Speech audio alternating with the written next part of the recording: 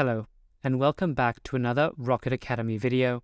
In the previous session, we created our Firebase real-time database online.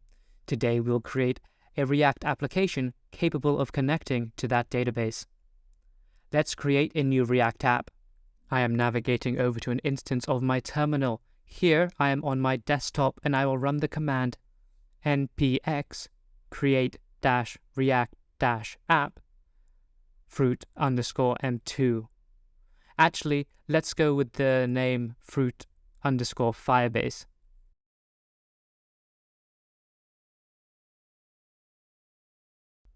As you can see, the Create React app has installed a new React application.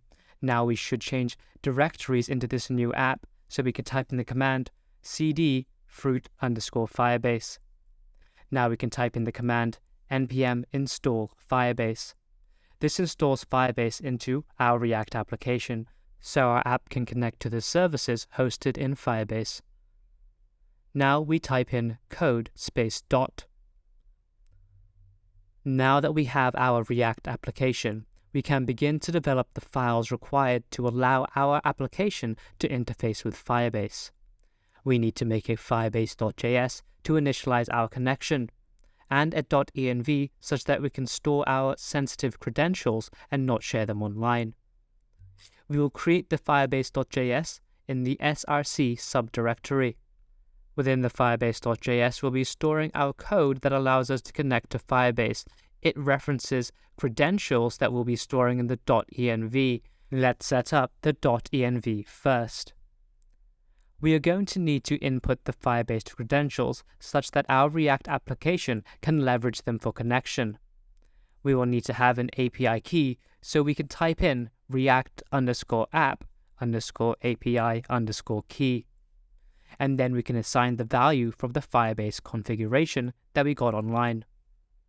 We are going to do this at least 5 more times, changing the name of the environmental variable. Instead of API_key, we will have auth_domain. We're going to also have database_URL. I would like to note that all of these credentials are required for the different tools on Firebase. So let's get all of the credentials we will need for our application. Now we can define another credential, react_project_id.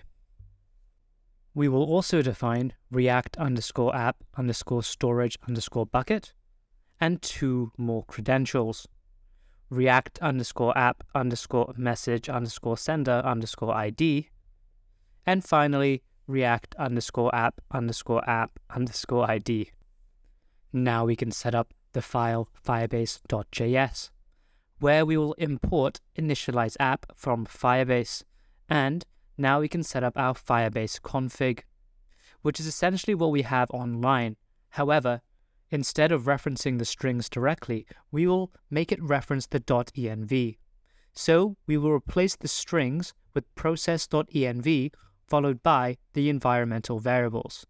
Therefore, we will be replacing the string at API key with process.env.react_app_API key. We will be doing this for every single value within the Firebase config.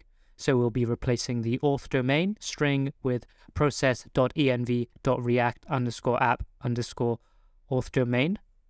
Then we'll replace the database URL string with react_app_database_URL. And we'll be doing the same for the project_ID and the storage_bucket, the message sender ID and app ID that we all get from our .env.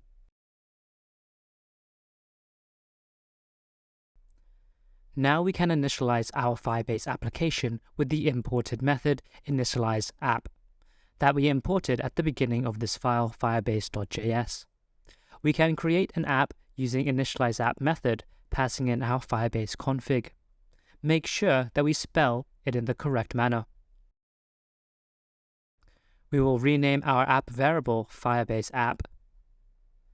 To allow our components to access our database, we will also need to use the getDatabase method from Firebase, which we can import from the Firebase database, not the Firebase app, so I'm going to correct my import statement.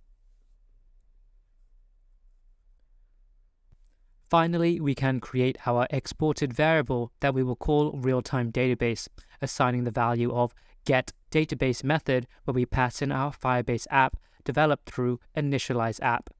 We're going to camel case the variable real-time database. This is how we can set up our connection to Firebase. Our React application components will be able to access Firebase and the database that we have created online. We will need to import the real-time database variable into the component, along with methods from Firebase to access and write data into the database. We will be setting up our React application within our next session. See you in the next video.